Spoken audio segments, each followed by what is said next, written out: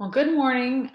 It's 10:30 and a few of you are here. So we're going to go ahead and get started because, like I've said in a few of the other classes, we're a little bit behind schedule. So I want to get us a little bit more caught up so we're on schedule. Can you guys see the screen and hear me? Please let me know.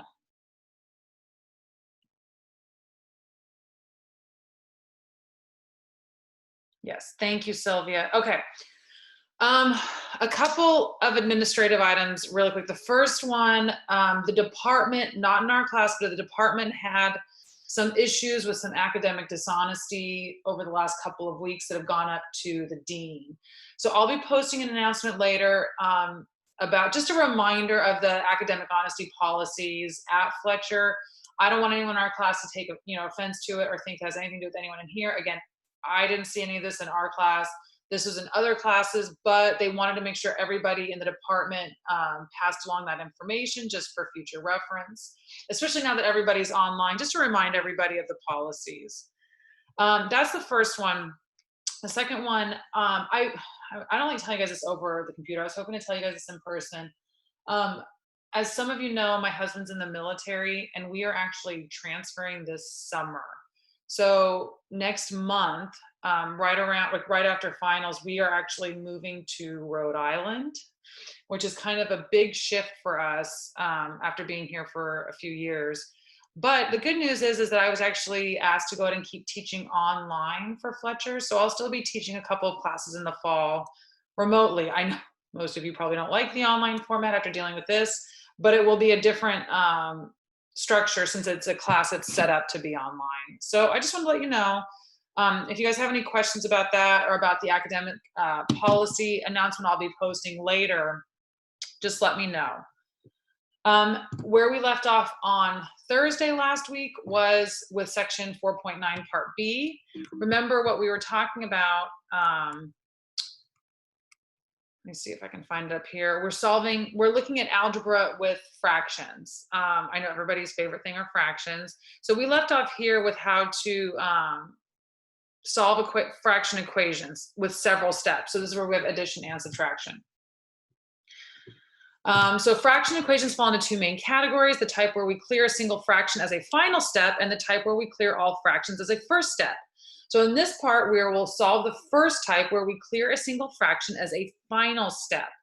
That's where you get down to the end and you have something like 1/2 x equals something, where you have only one fraction towards the end that you need to clear out. The multiplication property of equality is used as a final step to isolate a variable that has a coefficient other than 1. For example, in this equation, we have 4x equals 8. We divide both sides of the equation by 4 to get x equals 2. Notice that we'd get the same result if instead of dividing by 4, we multiplied by 1/4. And this is what we talked about last week and right about where we left off. I just want to review it to make sure it's clear. So here's the example on the left side where we have a whole number, 4x equals 8. And we're dividing by 4. Again, we divide by 4 on both sides. Those 4's cancel. 8/4 equals 2. So now we have x equals 2. If instead of dividing by 4, we multiply by 1/4, which is the reciprocal, or remember the flip of 4, when we multiply by 1/4, you get the same result. 1/4 times 4 equals 1. Remember, any number multiplied by its own reciprocal equals 1.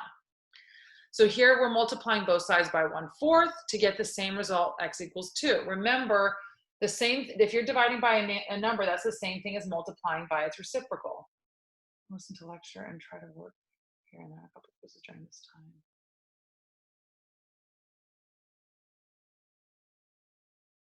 Sarah, whatever you want to do on your end, that's fine. Don't worry about it, okay? Thank you for letting me know.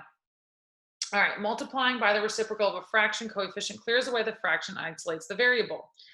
So some equations need to be, so in this example, look, we have 2/3 x. And remember what I just said. When we multiply any number by its reciprocal, whether it's 4 or 2/3, when you multiply it by its reciprocal, you're gonna get 1. So here we have 2/3 x equals 7/8. So if you multiply by the reciprocal, remember that's when you flip it. So you have 2/3 multiplied by 3/2. That's going to give you 1. And remember, 1 times x is just 1. So multiply by 3/2 on both sides. In this case, you multiply across, you get 21/16. Some equations need to be simplified before the multiplication property can be used. In the example problem, we will follow the process for solving linear equations using both the addition and multiplication properties. So here's where we left off with the process. Simplify both sides of the equation. Remember to distribute to clear parentheses and combine like terms. Use the addition property, use the multiplication property, and check the solution in the original equation. This is the same process we've been using for algebraic equations since the beginning. So nothing has changed here. We just now have fractions. Important notes. Our goal when solving an equation is to isolate the variable on one side of the equation. Remember, your first goal is to get variable terms. So if you have a 3x or a 1/2 x or a 4/3 x, you want that on one side and all the numbers on the other side. That's your first step. Then your second step is to get that variable, x, all by itself. Okay, that's your end game. Remember to treat equations as a balanced scale. Always add, subtract, multiply, or divide the same quantity on both sides of the equation. If you only do it to one side of the equation, you're changing the problem. All right, let's go down here on your turn. So here we have, I'm going to write it out. Just remind me if you don't see it, but hopefully I remember. We have y/5 equal to -9. So what we need to do is get this y by itself. Any ideas how to do that with using fractions, right? Or how would we do this? Any ideas?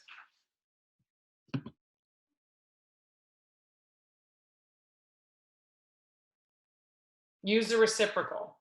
Okay, exactly. Thank you, Shanna. Very good. So what's the reciprocal? Remember, y/5 is the same thing as saying 1/5 y. These are the same thing. So what's the reciprocal of 1/5?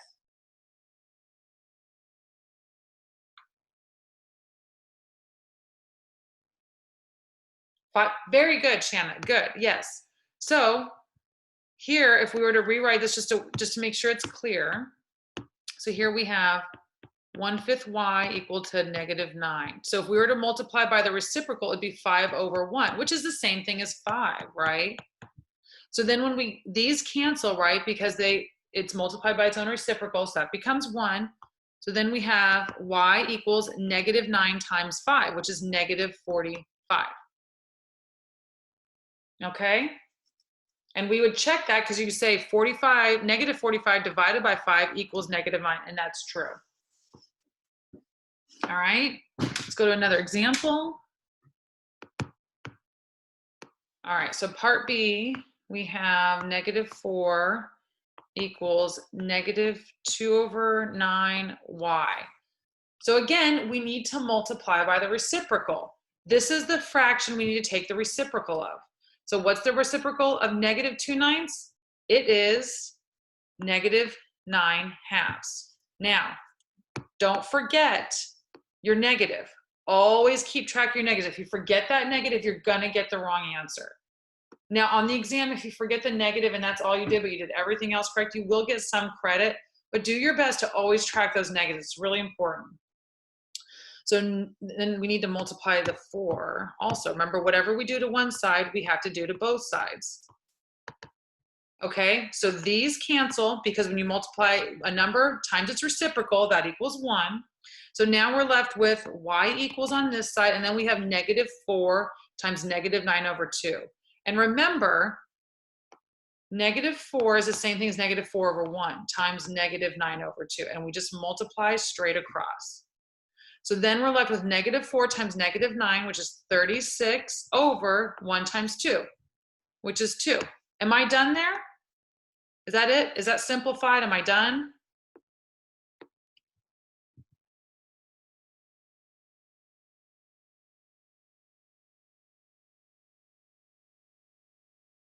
No, very good, Sylvia. We're not done. This number is not simplified.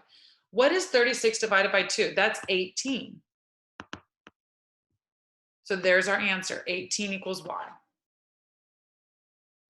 All right, let's go see if we've got another example down here. Here's one where we're adding in a few more steps. So let's go ahead and write this out. We're on page 119 on your turn 3. We have 6/7 y minus 4/3 equals -7/3. So remember our 4 steps. We have simplify, addition property, multiplication property, and check. So in this one, there's nothing to simplify. There's no parentheses to distribute. There's no like terms to combine. So then we need to move on to our addition property.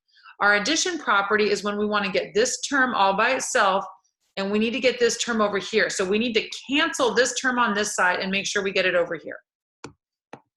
So to do that, we need to add 4/3. We're not multiplying yet. We're still in our addition property step. So we need to add 4/3 to both sides.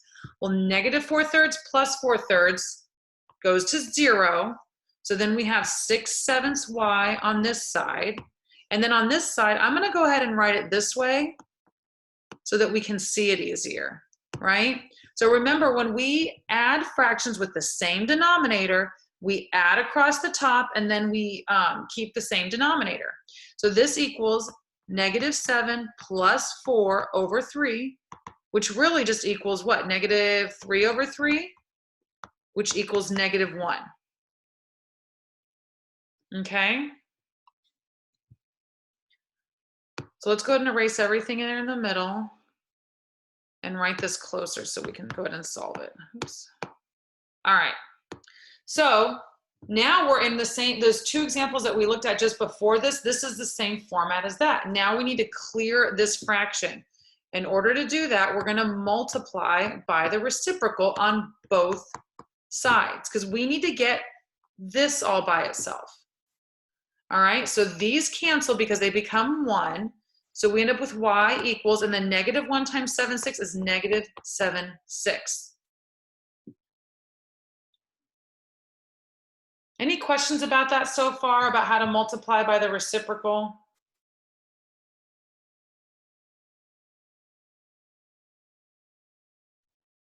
Okay. All right. Let's go through another example. Let's use one with a few parts. Let's look at that part C. So we have 5 plus 8/7 x minus 3 equals 5 plus 13. All right. So we have a lot going on here. Is that the right? Yeah, that's 5 plus 3. So first we need to simplify, right? There's some simplifying. These are like terms on this side, and these are like terms on this side. So 5 minus 3 gives us 2, and then that x term carries down, right? 8/7 x, and then 5 plus 13 gives us 18. There we go, 18. So now there's nothing else to simplify because there's no more like terms, there's no parentheses to distribute. But now we're in our property of addition, our addition property step. That means that we want to get this term by itself, so we need to cancel that term. We need that to go away. So in order to do that, we're going to subtract 2 from both sides. Remember, we need to get that to go away, and whatever we do to one side, we have to do to the other. So those cancel, and we end up with an 8/7 x, and 18 minus 2 is 16. Now we're back to where we were earlier, where we have this fraction we need to clear. In order to clear that fraction, we multiply by the reciprocal, and whatever we do to one side, we do to the other. I'm sure you guys are getting very bored of hearing that. So this cancels out. Let's come up here. And now we have x equals, and what is, here I can cancel this. Remember, we can simplify this to a 1 and this to a 2, right? Because 16 and 8 are both factors of, 8's a factor of both. So that's one simplification. So now we just have to do 2 times 7, which equals 14. All right. All right. Anyone have any questions about how to do the addition property step or how to clear that fraction?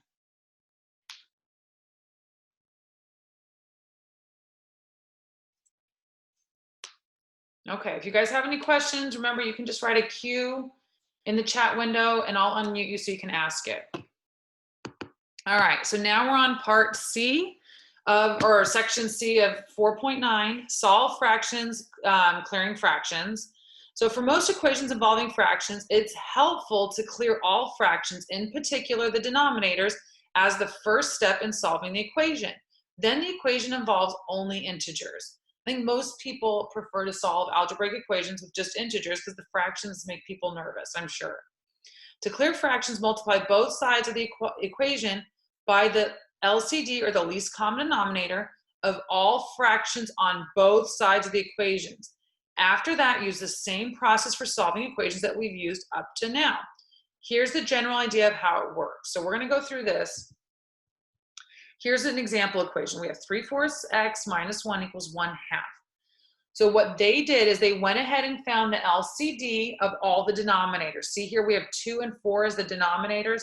So the LCD is 4. So if you multiply both sides by 4, by the LCD for both sides, it'll clear those fractions. So now we have 4 times 3/4 x right here.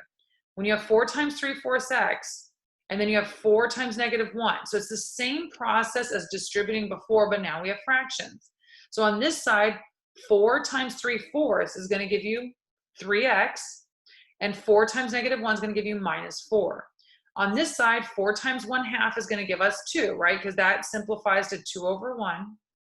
So now we have 3x minus 4 equals 2.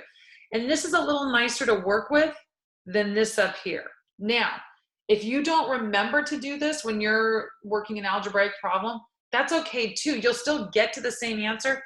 This one just might be a little more difficult to work with, doing the addition property step. All right, so the process is to simplify both sides of the equation. If fractions are present, multiply both sides of the equation by the LCD to clear fractions, distribute to clear parentheses, combine like terms, then use the addition property to get the variable term alone on one side of the equation, then use the multiplication property to isolate the variable and check the solution in the original equation. Important notes: once the fractions are cleared, the equations look just like the ones we've been solving up to now. Even though it may be tempting not to clear fractions, clear them anyway. You will need that skill for future algebra topics. You won't for this class, but I still want to encourage you to do it. I think it'll make your life so much simpler, okay? Distribute the LCD to every term on both sides of the equation, even if the term has no denominator. So this is just looking at the example up above. If you didn't distribute it right here, you would have been changing the equation. So even though this is a whole number, you still need to multiply that whole side of the equation by the least common denominator. All right, so let's go down on page 122 under your turn. So we have 1/4 x minus 1/2 equals 5/8.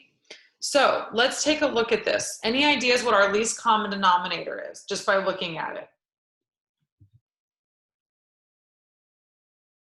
8, very good, Shannon. Remember, these two are both factors of number 8, 2 and 4. That means that this is going to be our least common denominator. If you didn't remember that, you could do like the listing multiples like this, and you would get there. 2, 4, 6, 8, 4, 8, 8. So 8. So even if you don't remember that little shortcut, you can still get it. You just need to find the LCD. So we know our LCD is 8. So we're going to then multiply both sides of the equation by 8, right? So 8 over here and 8 over here. So first we have 8 times, oops, I'm going to make this a little clearer for you guys. 8 times 1/4 x minus 8 times 1/2, right? Because we're multiplying this way. All right. Now, when we have 5/8 times 8, this cancels, right? So this is just 5 on that side. Because remember, anytime you multiply a number by that denominator, it just becomes that whole number on top. So now on this side, remember, we can simplify this a little bit, because again, remember, that's all it is. It's 8/1 here and here. So this becomes 2 and this becomes 1, right? Because that's our simplify step. And this becomes 4 and this becomes 1. So now we have 2 times 1 times x, that's just 2x, minus 4 times 1, which is just 4. Who thinks this is nicer than dealing with this whole fraction problem? Isn't this much nicer to work with? All right, so now we just follow, yeah, I thought so, Sarah.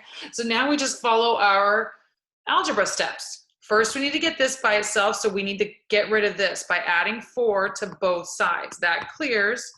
So now we have 2x equals 1.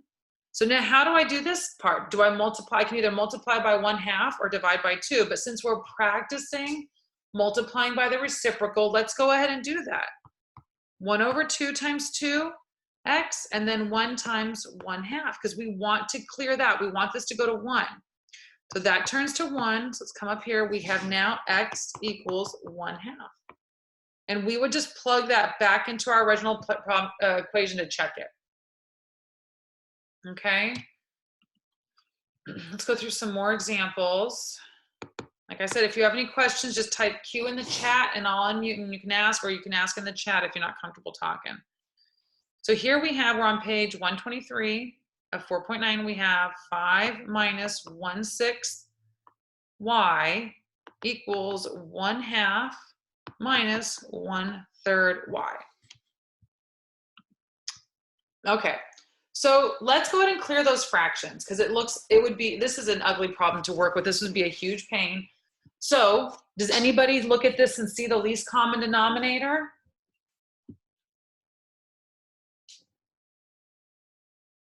Six, very good, Shanna, 6. Because this 2 and 3 are both factors of 6, so we know 6 is our least common denominator. Isn't it nice how they give us these problems that it's kind of easy to find that LCD? Makes our lives a little easier. So we're going to multiply both sides by 6.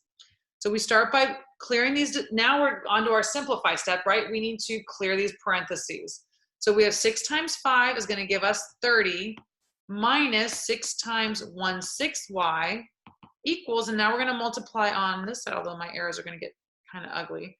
We have 6 times 1/2 minus 6 times 1/3 y. Does everybody understand how I got from this first step to here? Are there any questions about how I got there?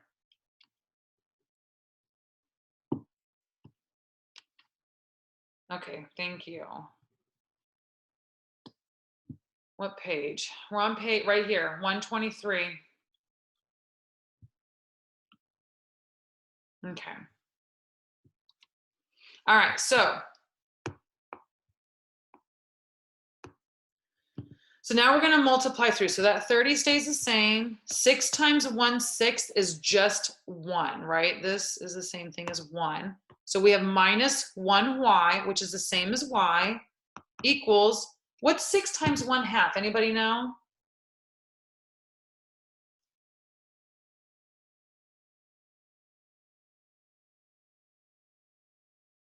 Three. Very good. Remember, we can simplify it here. This is 3 and this is 1. So that's just 3, right? Because we have 3 times 1 minus, and then 6 times 1/3. Again, we have 2 here and 1, because 6 divided by 3 is 2 and 3 divided by 3 is 1. So 2 times 1y is the same thing as 2y. Now that's a lot easier to work with, right? So now we need to do our addition property step of algebraic equations, where we are going to get all of our variable terms on one side and all of our numbers on the other side. Now I always do, like I've said before, I always do the variables first, and I like to have a positive numeric coefficient. It's not necessary, but because of that, I want to get this number over to this side. That means I'm going to have to take that 30 and get it over to this side. So the way we do that is we're going to add 2y to both sides. So that cancels. So now we have 30 plus, 30. So if I write the whole number, 30 plus y equals 3. Okay, let me erase a little bit of this so we have some space to work over here. All right, so this comes up here. So now we have 30 plus y equals 3. So now we need to get all the numbers on the other side.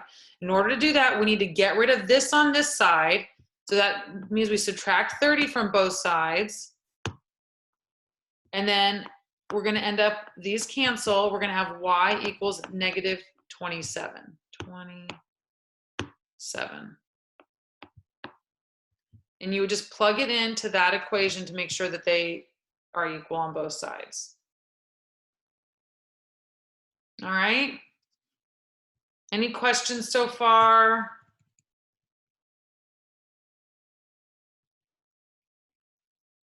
Okay. We're going to go down and do part B and on your own, and you guys are not going to like me because I wanted to do one where the LCD is not, this is a lot. That's a lot, Sylvia. You're right. It is a lot. The idea is that we should have learned the 4 algebra steps prior to this point, right? So the idea is if you know those 4 algebra steps, the simplify, the addition property, multiplication property, and check, that all we're adding on to now is clearing the fractions before we do all that. So really the only thing we're adding on right here is multiplying by the LCD. Okay, it is a lot. I really do recommend that as you're working on these to write out your steps, especially if you get overwhelmed. Just write out the steps, right? Simplify, addition property, multiplication property, check, and just go through each step one by one to make sure you're not getting overwhelmed with, oh my God, that problem looks terrible. If you just write down those steps, it helps keep you from getting a little overwhelmed, and it helps keep you on track to make sure you know which steps you need to take in which order. All right. I wish I can write it a little bit. My problem is I don't have a ton of room on my little board here, so it's hard for me to write it up here, but I'll try to do that on this one. All right, so B, we have negative 3/2 y equals 17/2 minus 2/7 y.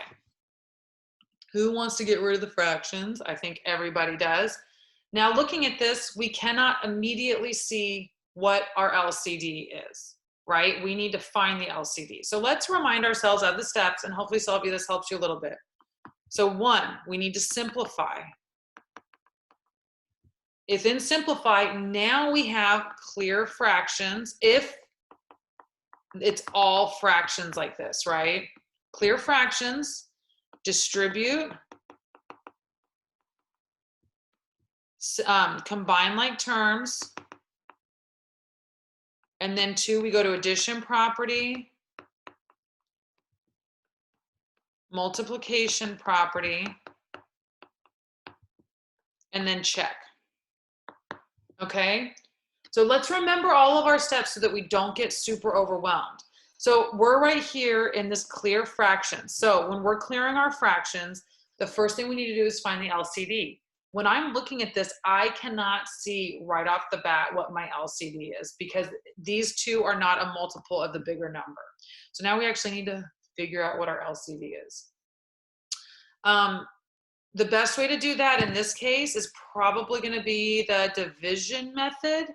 Actually, you know what would be the easiest is the factorization method. Watch. So the factorization method, sorry, I'm abbreviating. So we say basically they're all prime numbers. Oops.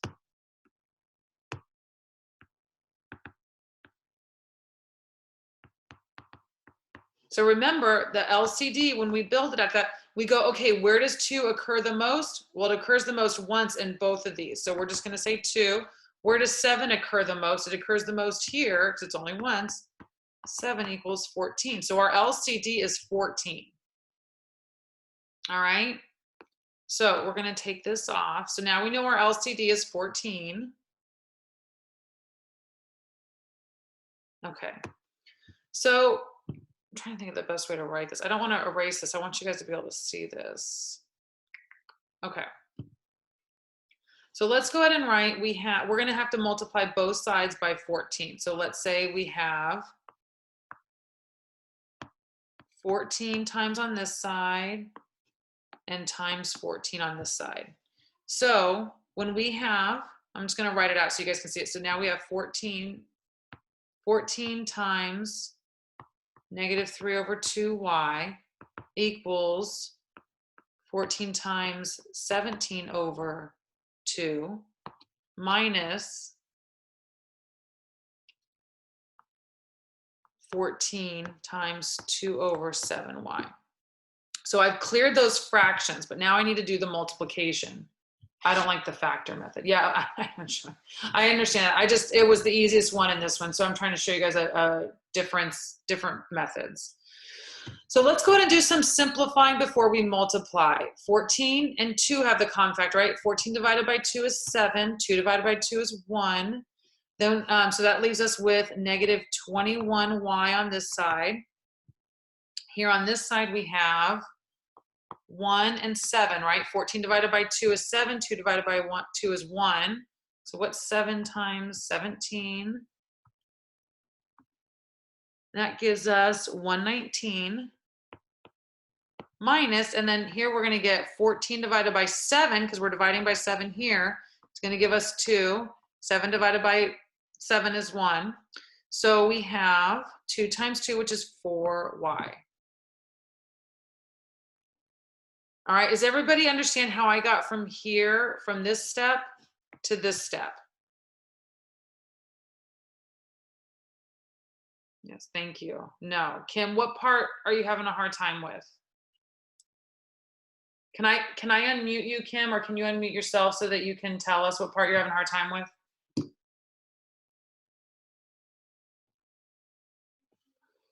The first step. Well, I meant, so do you not, which, I'm going to unmute you, Kim, okay? Because I don't understand. Can you tell me, you're unmuted, can you tell me what part you're having a hard time with? Whereas you have the 14, like the 14 times negative 3 over 2. Okay. Like that's there. I think we talked about that before you got into class. So this is what we're doing here is you need to find the lowest common denominator for all the denominators and multiply both sides of the equation by it to clear the fractions out. So our goal here is to clear all the fractions out so that we have a nicer algebraic problem to work with like this one right here. Does that make more sense now? I think what I'm saying is that part where 14 times negative 3, the bottom part though, where you got the 21y. How were you able to get the 21y? Okay, so 7, you know what? My pen is driving me nuts right now. 7. So look, right here. So let's just look at that part on this other page. So we had 14 times, what is it? Negative 3 halves y. Right? That's the part you're having a hard time with? Yes. And how I got there. Okay. That's that. I'm glad you told me that because I thought you were talking about the other step. All right. So when we have let's even forget about the y for right now. Let's just look at multiplying. Whenever this is back to when we were multiplying fractions. So this is the same thing as 14 over 1 times negative 3 over 2, right? Okay. So then when we remember when we multiply fractions, we just multiply straight across. So that means we have 14 times negative 3 over 1 times 2, right? Mm-hmm. Okay. Now, 2 and 14 have a common factor. They can both be divisible or divided by 2.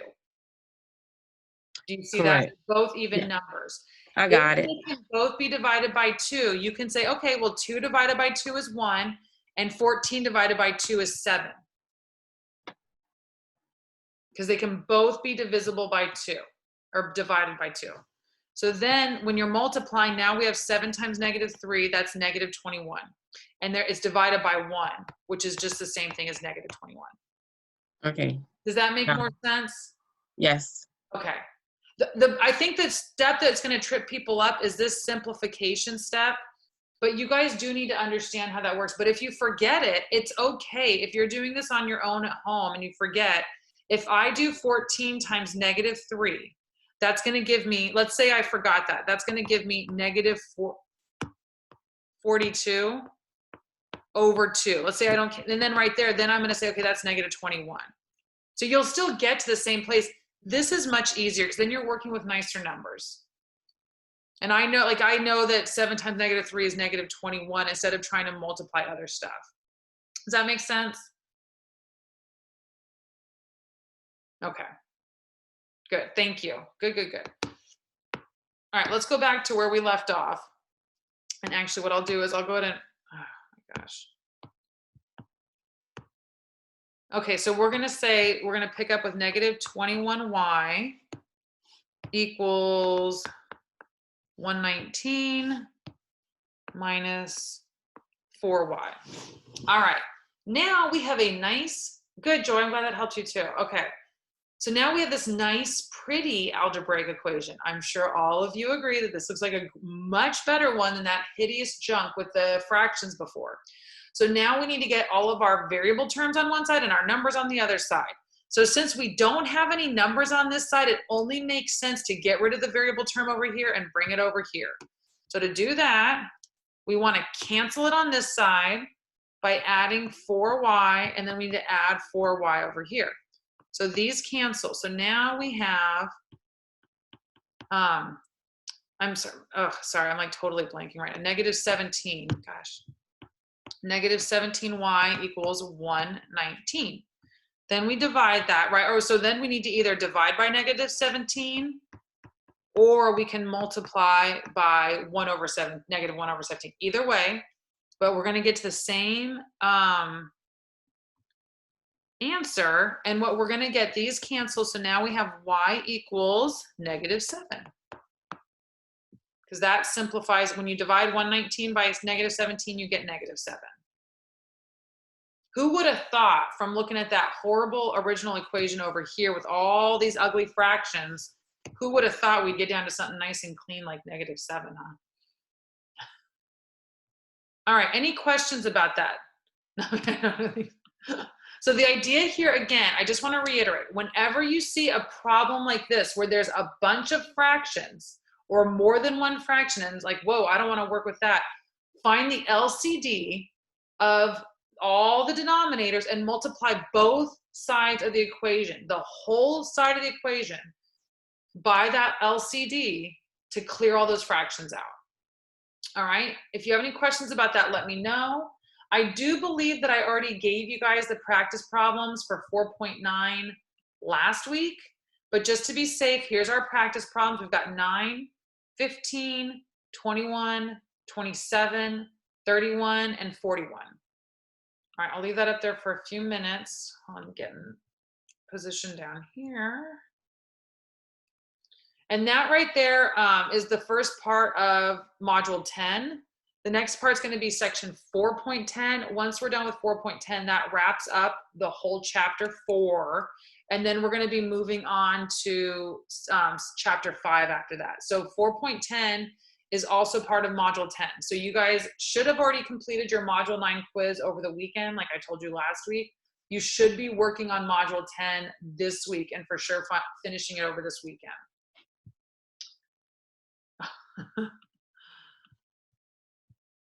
All right, so let's look here. So now we're on chapter 10, or excuse me, section 4.10. 4.10 talks a lot about applications of fractions. So we're going to be looking at a lot of word problems, everybody's super fun thing.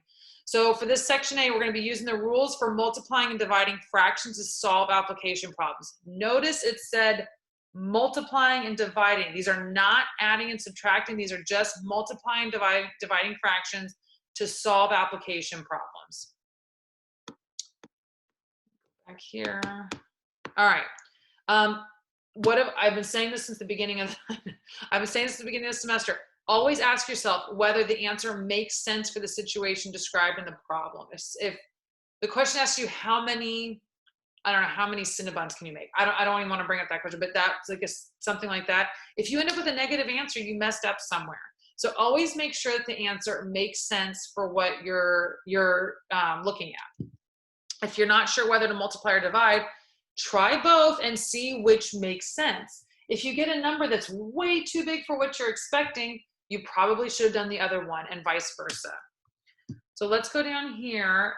This one, a lot of these I went through the quiz too, and I want you guys to know I do go through the quiz. I try to pick out examples that are similar to quiz problems. So this is buffalo chicken recipe. A recipe for buffalo chicken calls for 2/3 cup of hot pepper sauce. How much hot pepper sauce is needed to make 1/3 of the recipe? If your answer is an improper fraction, rewrite it as an integer or mixed number. make sure you simplify your final answer. So we have 2/3 cup of hot pepper sauce for each one, and we only want to make 1/3 of that recipe. So any guesses if we're multiplying or dividing here?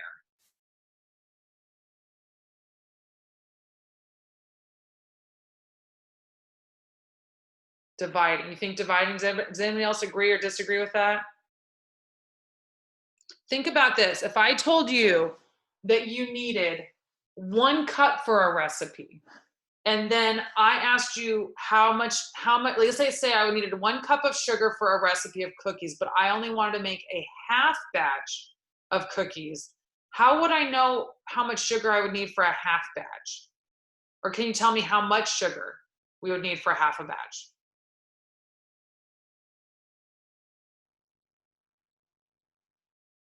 Does anybody know? Is anybody listening to that last part? Maybe not. The idea is when something says that you need to make 1/3 of a recipe, you're going to multiply by 1/3 to find out how much you need. So we're told that we need let me see if I can just move this over a little bit. We're told that we need 2/3 of a cup of sauce per batch. Now I'm saying I only want to make 1/3 of a batch. Do you think that we're going to need more or less than 2/3 cup?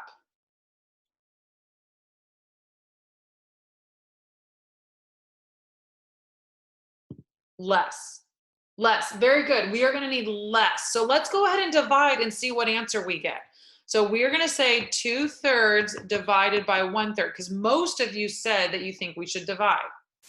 So when I'm dividing fractions, yes, we should. Yeah. So then remember we switch it to multiplication. So we do same dot flop, right? So when we multiply straight across. That gives us 6/3, right? 2 times 3 gives us 6, and 3 times 1 gives us 3. 6 divided by 3 is 2. Is 2 cups more or less than 2/3 cup? Oh, Sarah, sorry, thank you. Is 2 cups more than 2/3 cup? It's more. So should I be dividing then? We know we need to get an answer less than 2/3. So did we make a mistake in dividing? Yes, very good. So even if you're like, crap, I don't remember if I need to multiply or divide, try it. But you need to first think about what you're expecting your answer to be. We're expecting it to be less than 2/3. So let's go back. Oops, that's not what I want. Let's go back and let's go ahead and switch our problem to multiplication, which is also easier, right? Because all we do is multiply across. And that's going to give us 2/9. Is 2/9 more or less than 2/3?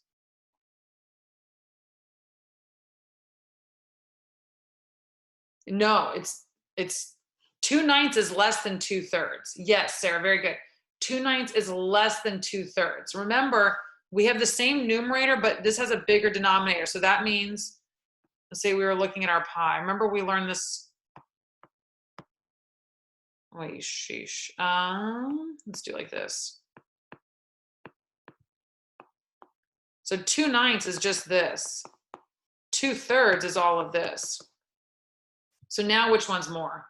Exactly, Sarah, more slices. So which one's more, 2/3 or 2/9? 2/3, very good. So back to what we were expecting. We were expecting to get an answer less than 2/3. So now we have an answer that's less than 2/3. So do we think that this is the right answer? Yes, very good. Okay, so now that gets us back to the wording of the problems. If we see that it says a buffalo chicken recipe calls for 2/3 cup of hot pepper sauce, how much hot pepper sauce is needed to make 1/3 of the recipe? I'm looking for 1/3 of 2/3. When you hear that, I'm looking for 1/3 of 2/3, that's a multiplication problem. Again, think of it this way. If I was looking to find out what 1/2 of 1 is, I would multiply 1 times 1/2 to get 1/2. So 1/2 of 1 is 1/2. And that's easier to visualize, I think. But does that make sense? If you're looking for a certain fraction of another number, you're going to multiply. Okay?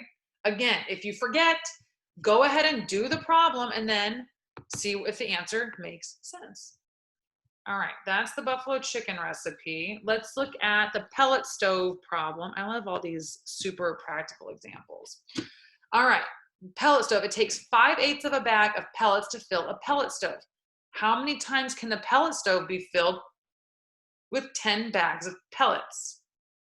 Does anybody remember that Cinnabon recipe? This is very similar. Now, Sarah, we're not looking for 5/8 of 10 bags. We're looking for how many 5/8 are in 10 bags. So if you have, this is the most obnoxious drawings, but 10.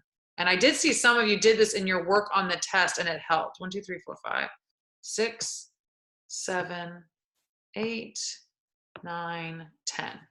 And I am not going to do this for all of them, but we will start it. Can't see. Thank you, Kim. Sorry, guys. I really do miss our classroom. That's 4. So if we were to divide all of these into 8, I'm not going to do it for all of them because this is like kind of a bad picture, I'm sure. Is that even 1, 2, 3, 4, 5, 6, 7? Okay. So 5/8 would be 1, 2, 3, 4, 5. This right here. So that would be 1. Another 5/8 would be, obviously these are not to scale, 2. So here we then have 3, right? And there's one more little section left over there. So if we were to do this for all of them, we're trying to find out how many 5/8 are in 10. Do you guys think that the answer should be more or less than 10?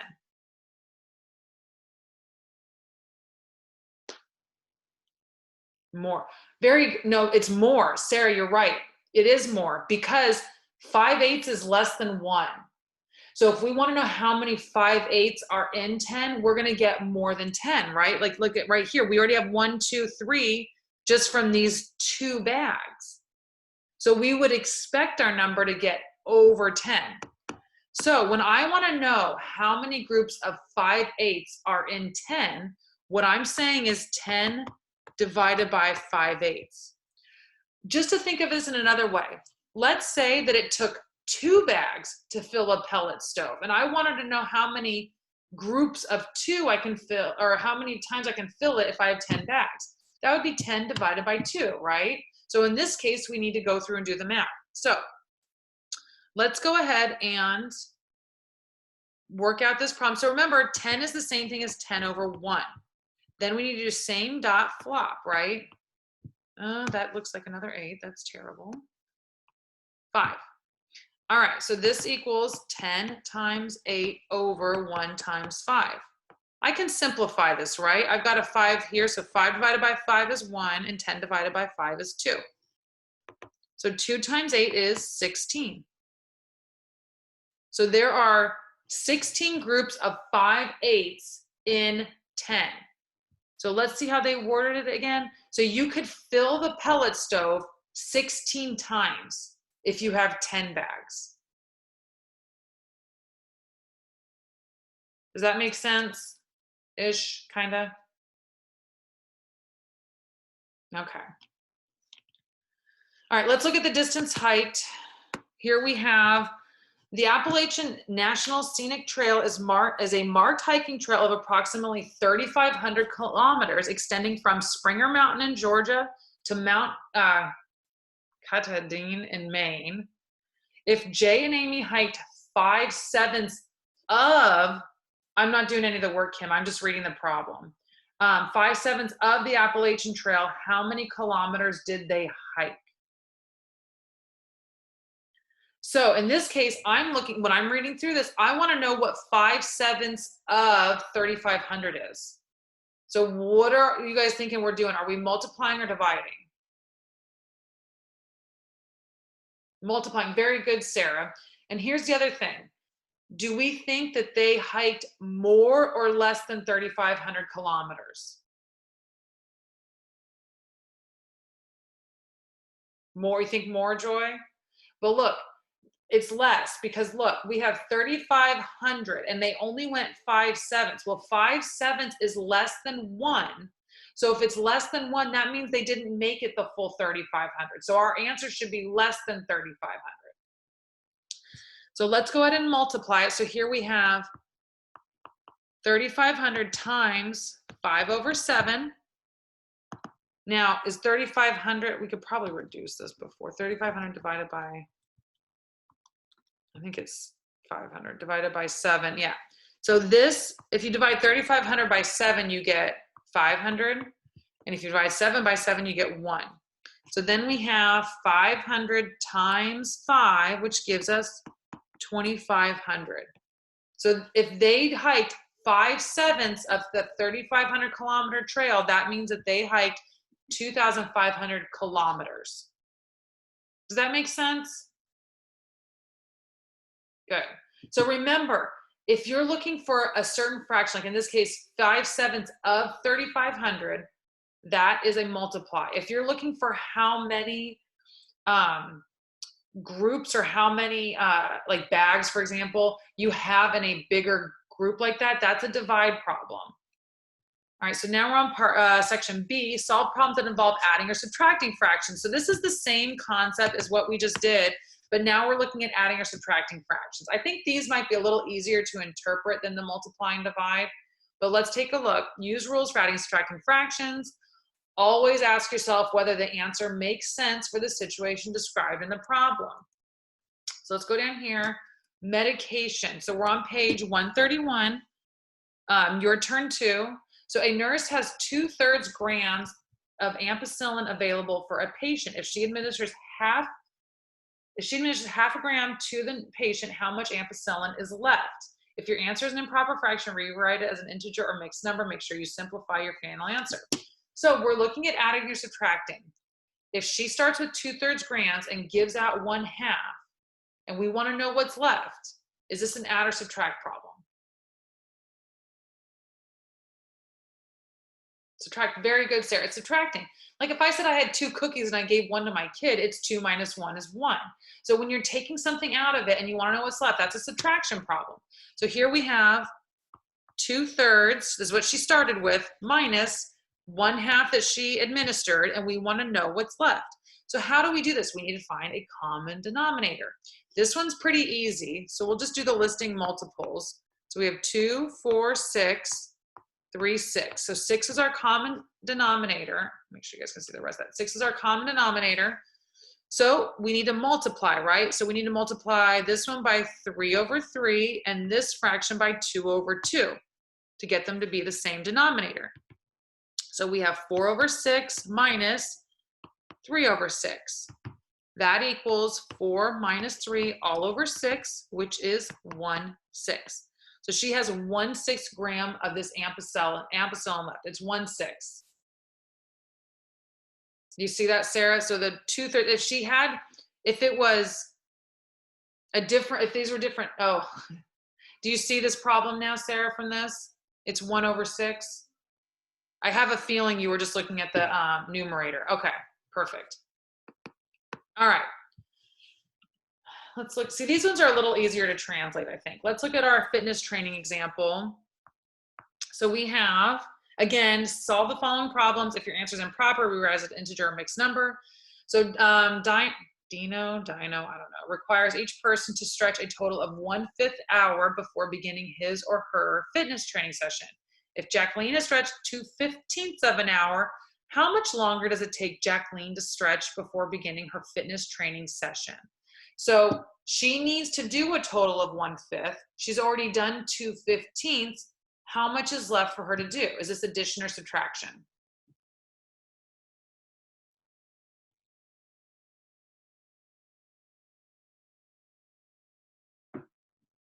Subtraction, very good. It's the same thing. We started with a 1/5 total that we need, and we already did something. So we're going to do, and don't worry, I'm going to scoot this down a little bit. So we have what is it? 1/5 minus 2/15. And by the way, nobody talks like this, obviously. These are just examples to show you like how you can relate this to everyday life, but who says you have to stretch for 1/5 hour? All right, so what do we need to do first? We need to get a least common denominator. Since this is a factor of this, we know that 15 is our LCD. So we need to multiply this fraction by 3/3 to make it also have a denominator of 15. So this gives us 3/15 minus 1/15. So that gives us 3 minus 1/15, which is 2/15. Oh, I wrote that wrong, guys. I'm sorry. I was like, that doesn't make any sense. I'm sorry, guys. I wrote that wrong. 2. I recopied that wrong. All right. Equals, I'm sorry. So it's 3/15 minus, that's a 2/15. I'm sorry. 3 minus 2/15, that's 1/15. There we go. That makes more sense. And that makes sense too, looking at it. We wouldn't, 1/5 is not equal to 2/15. So that didn't make any sense. Does everybody understand that then, how to interpret these a little bit better? We've got one more example. All right, so we've got cookie baking. Carlotta is baking 3 different types of cookies. How much total sugar will she need if the vanilla raisin cookies need 1/2 cup, chocolate chip cookies need 1/3 cup sugar, and 1/4 cup of sugar is needed for oatmeal cookies? So is this an addition or subtraction? Addition, very good. When you hear the total number and you're given the bits for each little part, you know that you're going to be adding them together. So we have, so you can see this, 1/2 plus 1/3 plus 1/4. So the first thing we need to do, since one of them is, the 2 of these are not factors of the third, that means that we can't look at this and go, oh, I know exactly what the LCD is. So let's go ahead and do our listing multiples. That's a pretty easy one for small numbers like this. So we have 2, 4, 6, 8, 10, 12. That's where we're going to look. So 3, 6, 9, 12, 4, 8, 12. So 12 is our least common denominator. Okay. So we need to do some multiplying, right? In order to get 2 to be 12, we have to multiply by 6. In order to get 3 by 12, we have to multiply by 4. In order to get 4 to be 12, we have to multiply by 3. All right, so here we have 6/12 plus 4/12 plus 3/12. 12, not an L. All right, so now we have 6 plus 4 plus 3 all over 12. And when we add those up, we get 13/12. Am I done?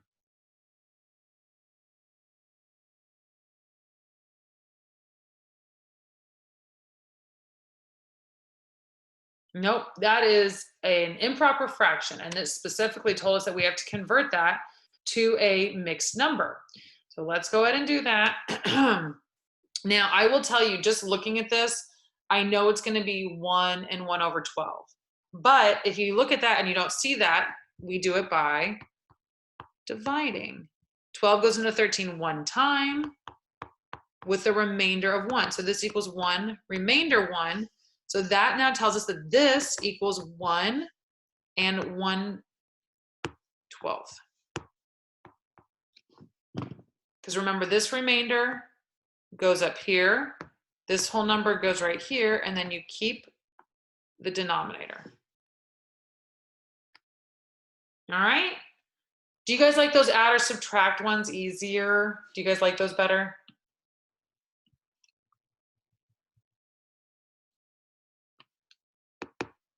Or you just hate fractions at all and you don't care about adding or subtracting or multiplying? All right. Now we're going to solve problems that involve estimation and order operations with mixed numbers. So use the rules for adding, subtracting, multiplying, and dividing mixed numbers to solve application problems. Estimate the answer first. I know, Sylvia, it is frustrating and it's hard. I just encourage you really hard, like a lot, to really think about what answer you think you should be getting. It should be bigger or smaller than what you're starting with, or whatever, because I think that's going to be your best bet, because then if you try it and it doesn't match up with your expectations, you might have done something wrong. No, don't say that. Sylvia, please don't say that. That's not. Why don't you and I talk again after class, okay? Estimate the answer. So in this problem, you're going to estimate the answer first, then do exact calculation. That way, if you estimate, then you have some idea of what to expect, which is what I was just talking about. So always ask yourself whether the answer makes sense for the situation described in the problem. So let's scroll down here to an example. So here we have Jessica needs to make a batch of crafting glue. She mixes 6 3/8 liters of liquid glue with 2 1/4 liter of glue.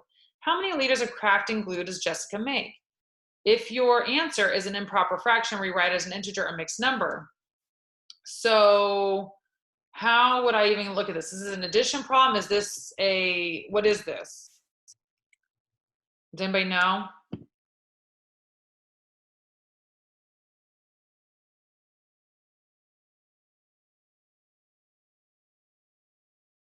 Adding, very good, because we're putting two things together and we're adding. Hold on, let me just, okay. Okay, so when we're adding like this, we first need to like get an estimate. So that's what they were talking about. So we know we're going to be adding 6 3/8 and 2 1/4. So let's talk really quick. Let me just write down these numbers. 6 3/8 plus 2 1/4. So let's talk about our estimate. How could we estimate this? Any ideas? Like anybody have an estimate guess what their estimate would be? Well, I know I personally go, well, 2 plus 6 is 8. So if we have 6 plus 2 is 8, we know that we should be somewhere around 8, right? So let's go ahead and do our exact. So 6 3/8 plus 2 1/4. There's a couple of ways to do this. You can either convert it back to improper fractions and then add those, or you can add the whole number parts and then add the fraction parts and add them all together. I'm going to show you how to do it, converting it back to improper fractions, because you're going to need to do that for multiplication anyway. So it makes more sense to me to go ahead and do it that way. So let's start by converting these to improper fractions. Remember, we use our little multiply and add. So we're going to say 8 times 6 is 48 plus 3 is 51. So this gives us 51 over 8.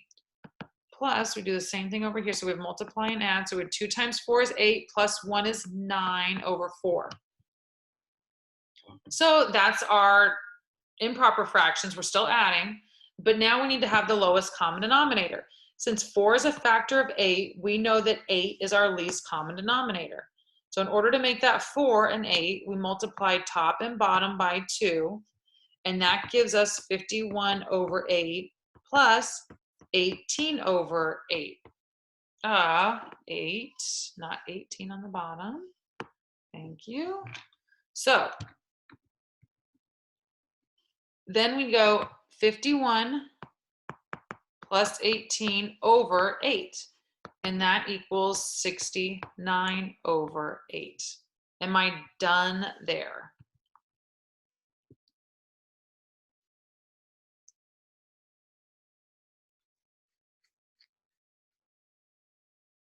The answer is I'm not done. Very good, Shanna, because I need to convert this back to a mixed number. So I have 69 over 8 that I need to convert. So 8 goes into 69 8 times. So we end up with 64 with 5 left over. So this is going to give us 8 remainder 5. So that tells us that this equals 8 5/8. So that means that the total amount of crafting glue that Jessica makes is 8 5/8 liters. That's a lot of glue. I don't craft, so I don't know if people actually go through that much glue, but hey, sounds like a lot to me. Any questions about that one?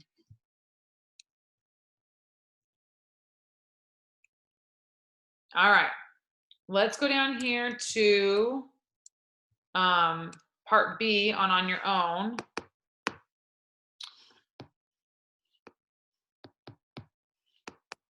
Okay, so now we have Winston purchased 2 packages of steaks for a family cookout. The first package weighs 12 3/10 pounds, and the second package weighs 11 5/6 pounds. What total weight of steak did Winston purchase? Are we adding and subtracting or multiplying and dividing here?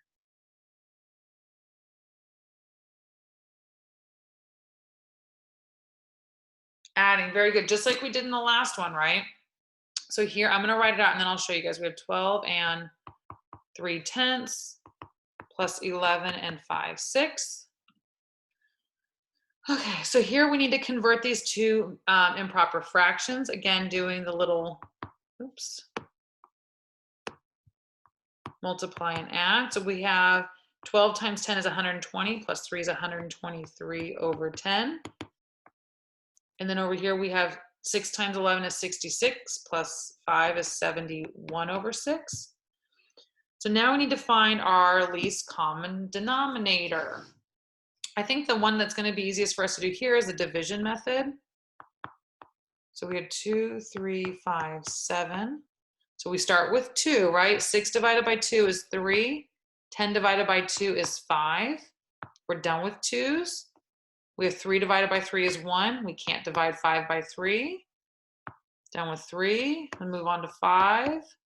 So then we end up having the LCD is equal to 2 times 3 times 5, which equals 30, right? 2 times 3 is 6, times 5 is 30. So we need to multiply top and bottom by 3. And then over here, we need to multiply top and bottom by 5. So 3 times 123 gives us 369 over 30, plus 71 times 5 is 355 over 30. So 369 plus 355 is going to give us 724 over 30. Remember, we just add across the top and keep the same denominator. And we are definitely not done there. So let's go ahead. This actually reduces if you divide both the top and the bottom by 2. Oops, 2. That actually gives us 362 over 15.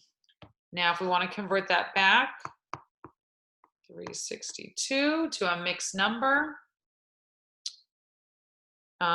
we end up with 2 here. We have 15, oops, 30,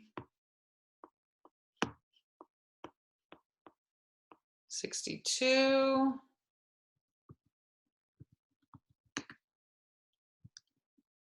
gives us 462. So this is going to give us 24 remainder 2. So that means our fraction then equals 24 and 2 over 15. All right, I know it seems like a lot. Just go step by step, okay, guys? I promise it's not that horrific. Let's go ahead and do this real estate division example also. Since we did, excuse me, since we did 2 addition ones, we have this real estate company purchased 24.5-acre parcel of land. It plans to subdivide this parcel into 7/8-acre lots. How many lots will the real estate company have after subdividing the parcel of land? This is just like the cinnamon bun recipe and the buffalo chicken. This is where we need to figure out how many 7/8-acre lots are in this huge 24.5-acre parcel of land. So this is a division problem. So we have 24.5 acres. They're going to divide them up into 7/8 acres parcels, and we need to know how many total parcels there are. So what we're saying is, and don't worry, I'm going to lower it in a minute, 24.5 divided by 7/8. So we need to convert this to an improper fraction in order to do this division. All right. I'm going to circle, divide, and add. So we have 2 times 24 is 48, plus 1 is 49, over 2 divided by 7/8. Remember, when we divide, we need to switch it to a multiplication property, remember? So we have same dot flop. So 49 over 2 times 8 over 7. Ugh. All right. I cannot believe I wrote 42, 49. Okay, this is a really nice one because look, you have some really pretty numbers that cancel each other out. So 2 and 8, right? 2 divided by 2 is 1, 8 divided by 2 is 4. They have that's the common factor of 2. 49 and 7 are also both divisible by 7. 49 divided by 7 is 7. 7 divided by 7 is 1. So if we multiply across, now we just have 7 and 4 left, 28. And what was our original size of land? Is 24.5. Now, let's think about this. 7/8 is very close to 1. It's only 1/8 less than 1. Since it's very close to 1, but not, it's still less than, we expect our answer to be a little bit more than 24.5, but not anywhere near twice that number because 7/8 is close to 1. So our answer here of 28 is pretty close to 24.5, but it's still more. So that's an answer we would expect. Okay. All right, let's go ahead and start talking about this part D right here. And that's where we'll probably pick up next time. So let's look at, so here we have, so now we're going to solve problems that involve order of operations. So this is going to be adding and subtracting. Here we will solve application problems that involve more than one operation. We must be careful to use the correct order of operations. Some of the applications will involve calculating an average. To calculate an average, we add all the values and divide by the number of values. For example, here we're given average equals sum of the values over the number of values. The average of 1/2 and 1/4 equals, you add them together, 1/2 plus 1/4, and then divide by 2. Remember our order of operations in this one, we have to do this addition on top before we can do the division, because remember the fraction bar is a type of grouping symbol. So they went ahead and did all the math out. They came up with the common denominators and all that stuff to end up with 3/8 answer. And I'll show you how to go through that. But the main concept I want you to take away from this example is that when you're doing the average, you add up all the values first, and then you divide up by the number of values. So in this case, there were 2 values, so you're dividing by 2. Let's see down here. That was good. Sorry, guys.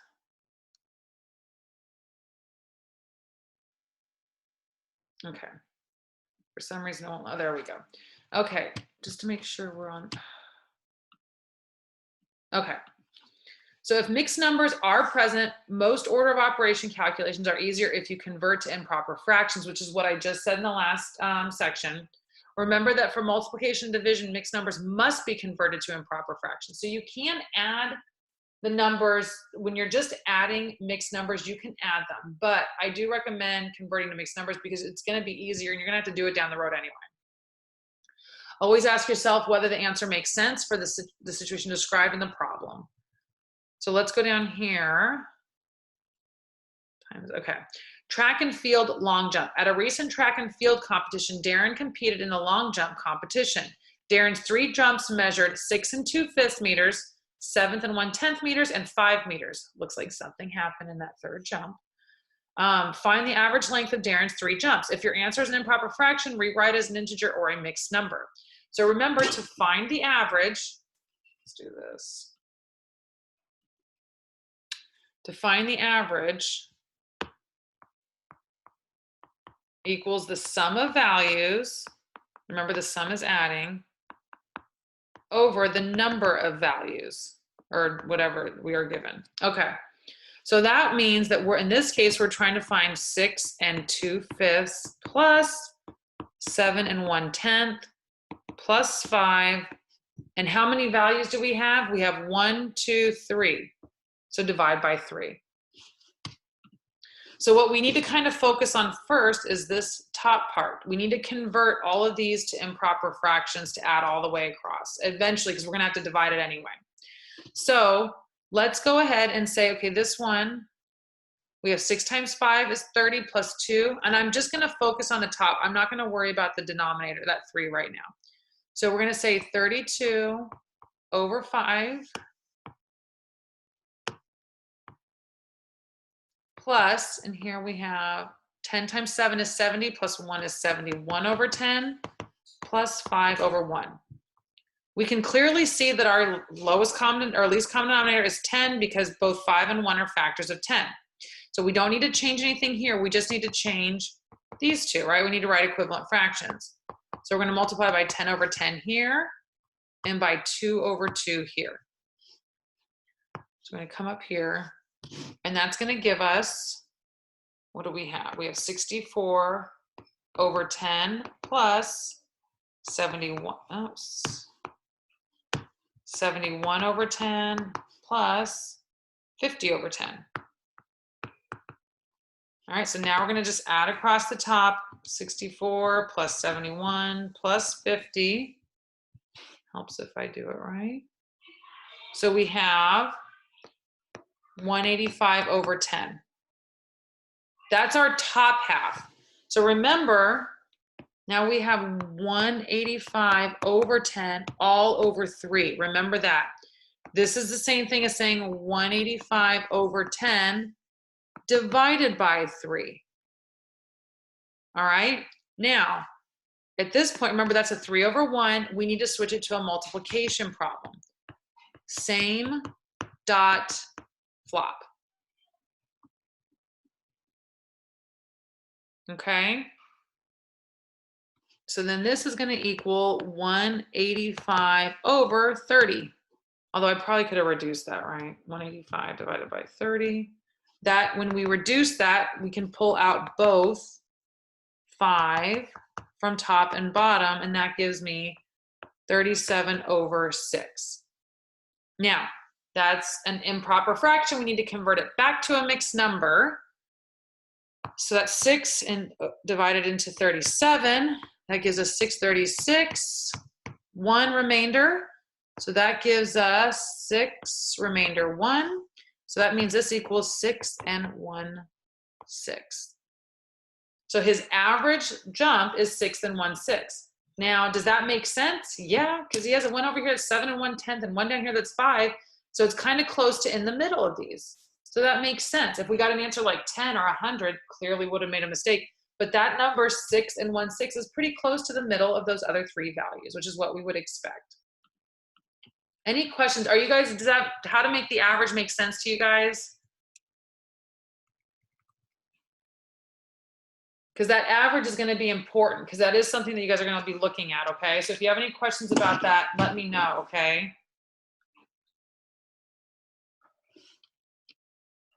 All right, good. Okay.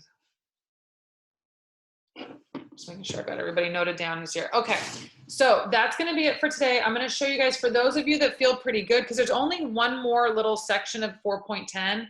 So if you feel comfortable, there's your practice problems for 4.10 as well. We have problem number 11, 13, 15, 17, 19, 35, and 39. Let me do another. Well, I'll tell you what, we can go through one more. The class is over in 2 minutes. So I'll go through one more for anyone that wants to stay on. But if you want to peel off, that's fine too. So I will go ahead and go through one more, and then we'll just pick up next time. But make sure I'll leave that up there for whoever's looking at the practice problems. All right.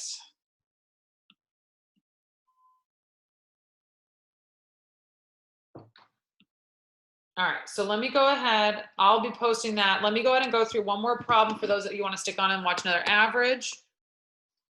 All right, so here we have carpenter's order. We're on page 136. A carpenter is trimming a dining room with crown molding. The following chart shows the number of pieces of crown molding and the lengths that will be needed. What is the total length of crown molding that the carpenter will need to complete this job? If your answer is an improper fraction, rewrite it as an integer or mixed number. So we have, one thing to remember here though, is that number of pieces and the length. So we don't just have 3 values, we actually have 9, right? We have 4 plus 2 plus 1. Does anybody know how we could do this one? Like, how would we do this to start it?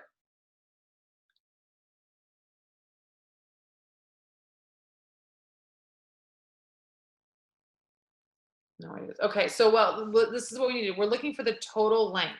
So if we need 4 pieces that are each 5/6, length times width, that's a good idea. We just need to find the total length. We're not even worried about the width.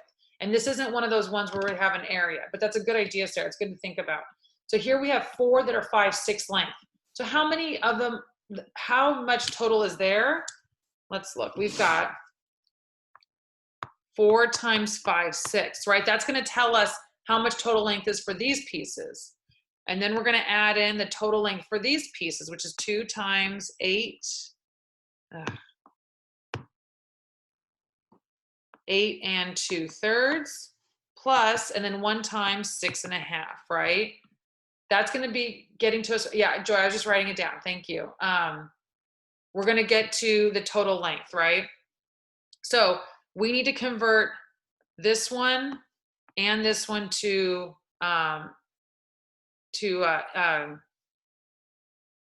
improper fractions, excuse me. So we need to do 4 times 5/6 plus 2 times, let's add that up. So we have 8, 3 times 8 is 24 plus 2 is 26 over 3 plus, we do our little circle here. We have 2 times 6 is 12 plus 1 is 13 over 2. So first we need to multiply before we can add anything, right? So here we have 4 times 5. That gives us 20 over 6 plus 2 times 26, which is 52 over 3 plus, and we have 13 over 2. Any ideas what my least common denominator is here?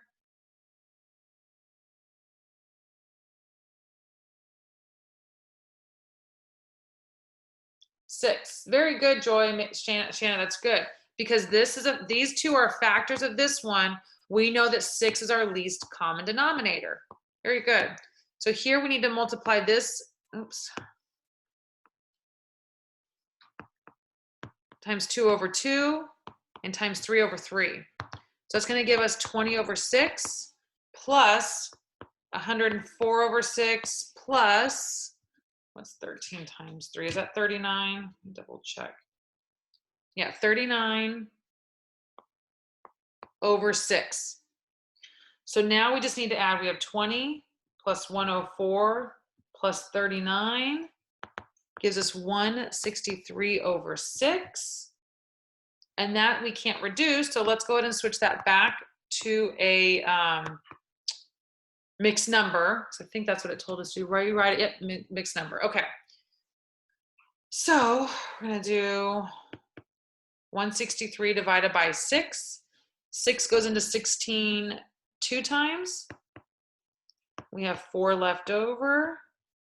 6 goes into 43 7 times. 42 gives us 1 left over. So this means that this gives us 27 and 1. Well, 27, remainder 1. So that means that this equals 27 and 1/6. All right. Does that help going through that one, Joy? Good, oh, I'm glad. Okay. Okay, so like I was saying, we will pick back up with this section E to wrap up 4.10 on Thursday. That will finish out module 10. So we're just about there. That's all we have left for that section, for that module.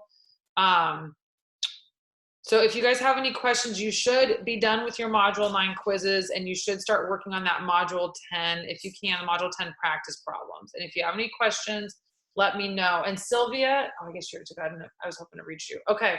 If you guys have any questions, just email me, let me know, okay?